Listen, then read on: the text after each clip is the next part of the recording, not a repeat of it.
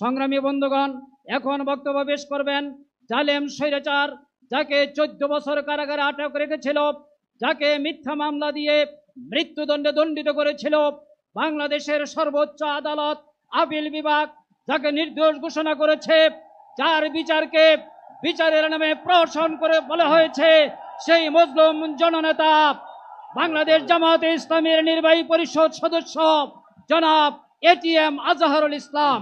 জনাব এটিএম আজহারুল ইসলাম।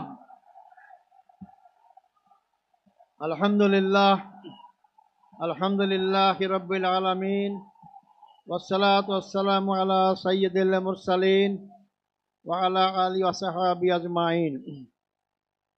আজকের এই বিশাল জনসমুদ্রের সম্মানিত সভাপতি, বাংলাদেশ জামাত ইসলামীর সম্মানিত আমির ডাক্তার শফিকুর রহমান, অন্যান্য রাজনৈতিক দলের নেতৃবৃন্দ, জামাত ইসলামের নেতৃবৃন্দ, সাংবাদিক বন্ধুগণ, উপস্থিত ভাই ও বন্ধুগণ, আসসালামু আলাইকুম রহমতুল্লাহি ওয়া বারাকাতুহু।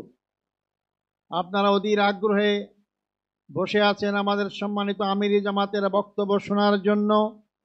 তিনি দিক নির্দেশনা দেবেন।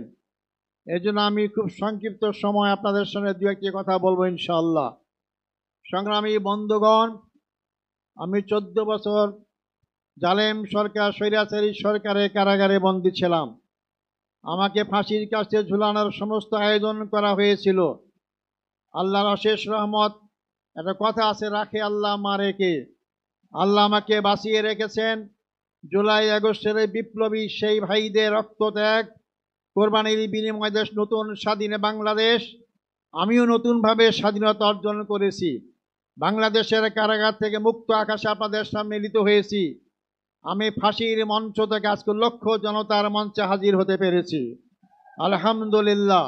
সংগ্রামী ভাই ও বন্ধুগণ, আমার অতীত যারা নেতৃবৃন্দ ছিলেন তাদেরকে হত্যা করা হয়েছে। আমার রায়ে সুপ্রিম কোর্টের 7 জন বিচারপতি একমত হয়ে এটাকে একটা সাজানো নাটক আখ্যায়িত করেছেন। আমাকে জুডিশিয়াল কিলিংয়ের মাধ্যমে আমাদের ভাইদের হত্যা করা হয়েছে, আমাকে হত্যার আয়োজন করা হয়েছিল। আমি আজকের এই বিশাল জনসমুদ্রের মধ্য দিয়ে সরকারের কাছে জোর দাবি জানাতে চাই, আমাদের যে 10 জন ভাইকে কারাগারে শহীদ করা হয়েছে, 5 জন সরাসরি ফাঁসির মঞ্চে ঝুলিয়ে, 5 জনকে বিনা চিকিৎসায় কারাগারে হত্যা করা হয়েছে।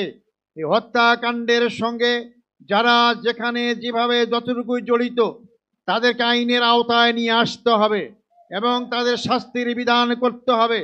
সেই সমস্ত পরিবারের সদস্যদেরকে ক্ষতিপূরণ দিতে হবে। আমি সেই দাবি আপনাদের সামনে আবার এই সরকারের কাছে জোর দাবি করছি। সংগ্রামী ভাই বন্ধুগণ, তাদের কি অপরাধ ছিল? তারা বাংলাদেশ ইসলামী হুকুমত কায়েম করে আন্দোলন করছিলেন। তারা বাংলাদেশে আধিপত্য শক্তির হাত থেকে বাংলাদেশকে রক্ষার আন্দোলন করেছিলেন। শোষণ, জুলুম, নির্যাতনের হাত থেকে বাংলাদেশের 18 কোটি মানুষকে মুক্তির আন্দোলন করেছিলেন। এটাই ছিল তাদের অপরাধ। তাদেরকে ফাঁসি দেওয়া হয়েছে। ফাঁসির মাধ্যমে তারা মনে করেছিল বাংলাদেশের জামাত ইসলামীর আন্দোলনকে স্তব্ধ করা যাবে, নিশ্চিহ্ন করা যাবে। আজকে 15.5 বছর পর এই লক্ষ লক্ষ লোকের সমাবেশ কি প্রমাণ করে না ইসলামী আন্দোলনকে হত্যা, ইসলামী আন্দোলনকে ফাঁসি, নির্যাতন করে নিশ্চিহ্ন করা যায় না? বরং আমি বলি, ইসলামী আন্দোলন হচ্ছে একটি খরস্রোতা নদীর মতো। নদীর সামনে যে নামেই আপনি বাঁধ দেন না কেন, খরস্রোতা নদীর পানি তীব্র গতিতে সামনে অগ্রসর হয়, বাঁধে ভেঙ্গে সামনে যেতেই থাকে। আমাদের সামনে নেতাদের হত্যা করে হোক, 71-এ বয়ান করে হোক, যে নামেই আমাদেরকে বাঁধ দিয়ে আমাদেরকে আটকাবার ব্যবস্থা করা হয়েছিল, কোন শক্তি সেই বাঁধে আমাকে আটকাতে পারে নাই। আজকে জামাত ইসলামীর সামনে অগ্রসর হচ্ছে।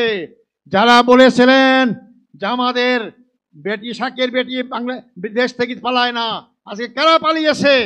জামাত ইসলামী নেতৃবৃন্দ পালায় নাই।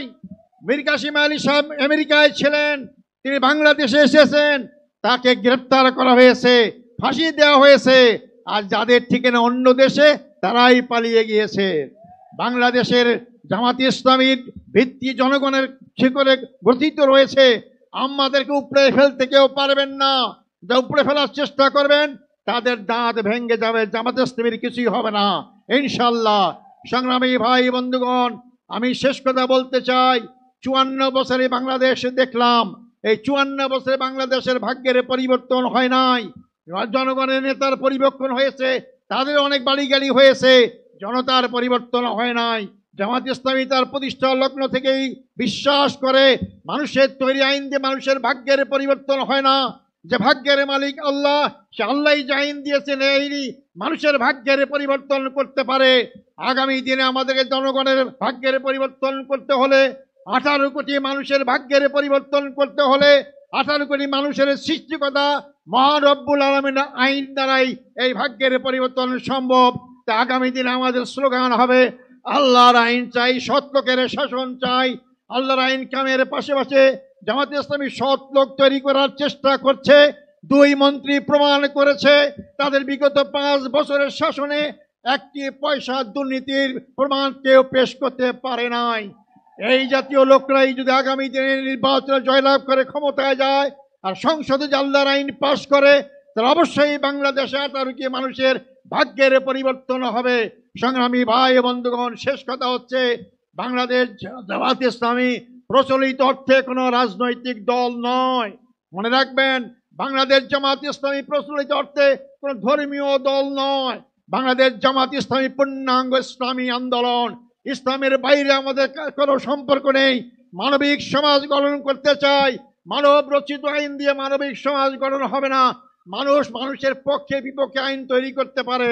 আল্লাহর আইন সবার পক্ষে, জনগণের পক্ষে, তার সৃষ্টিকর্তা মানুষের পক্ষে। অর্থাৎ আল্লাহর আইনই একমাত্র মানুষের মানবিক সমাজ গঠন করতে পারে। অর্থাৎ আসুন সেই মানবিক সমাজ গঠনের জন্য আল্লাহর আইন এবং সৎলোক শাসন প্রতিষ্ঠার আন্দোলনে আমরা শরীক হই। আল্লাহ সবাইকে সেই তৌফিক দান করুক। আল্লাহ হাফেজ। বাংলাদেশ জিন্দাবাদ। জামাত ইসলামী বাংলাদেশ জিন্দাবাদ। আসসালামু আলাইকুম রহমতুল্লাহ ওয়া বারাকাতুহু।